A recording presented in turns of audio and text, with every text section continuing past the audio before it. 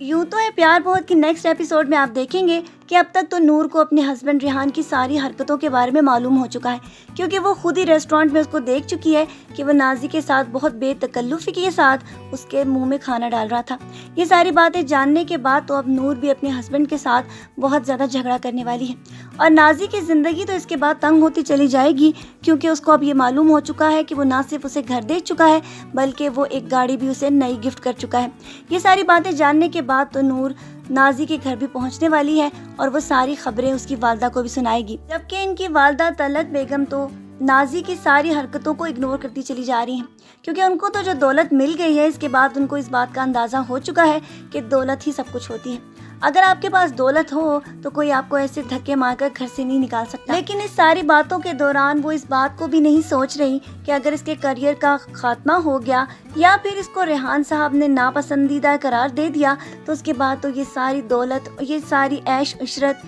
اس طرح ان کے ہاتھ سے نکل سکتی ہے، کیونکہ ابھی تک تو وہ ماڈلنگ کر رہی ہے اور ساتھ ساتھ وہ ریحان صاحب کی ساری باتیں بھی مانتی چلی جا رہی ہے، اسی لیے وہ اس کو سپر ڈوپر ماڈل بنا چکے ہیں اور وہ اپنی ماڈلنگ کے کریئر میں آگے بڑھتی چلی جا رہی ہے۔ اتنی زیادہ پراؤڈ ہو کر وہ اپنی بہن آئمہ، جس نے ان کے لیے بہت قربانیاں دی ہیں، اسے روزانہ طرح طرح کی باتیں سناتی ہے اور اس کو اس بات کا احساس دلا رہی ہے کہ وہ اس سے زیادہ امیر ہے اور وہ چاہ کر بھی زندگی میں اتنا زیادہ رتبہ حاصل نہیں کر سکتی، جبکہ نائمہ کی جب سے سونیا اور اس کی والدہ کے ساتھ لڑائی ہوئی تھی اس کے بعد ہی اس نے ان کو سرچ کرنا شروع کر دیا تھا، کیونکہ اس کو سمجھ ہی نہیں آ رہا کہ آخر ان دونوں ماں بیٹیوں کا اس کے ساتھ کیا تعلق ہے۔ سونیا کی طرف سے تو وہ بے فکر ہے کہ وہ زین سے محبت کرتی ہے، اسی لیے اس کے ساتھ بدتمیزی کرتی ہے، لیکن اس کی والدہ کا ان کے ساتھ کیا تعلق ہے کہ وہ گنڈے بھجوا کر ان کو گھر سے بھی نکلوا چکی ہے اور اس کے ساتھ بہت برا سلوک بھی کرتی ہے۔